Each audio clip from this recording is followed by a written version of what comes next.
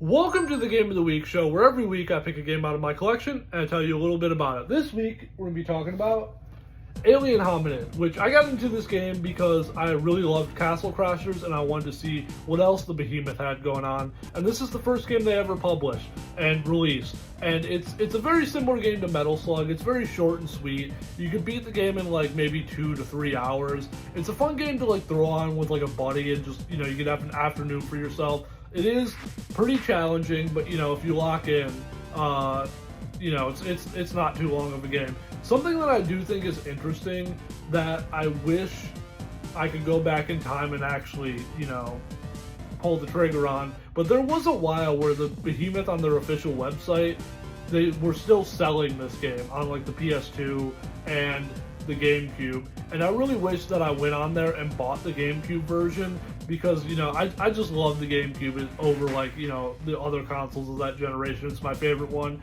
but it's still fun to play on the PS2. It's also on the Xbox 360, PlayStation 3. There's also a remastered version on the Xbox One and PlayStation 4, 5. It's a pretty easy game to get a hold of. Very fun game. If you've never played it before, you should definitely check it out. But that's our Game of the Week this week, and I'll see you next week.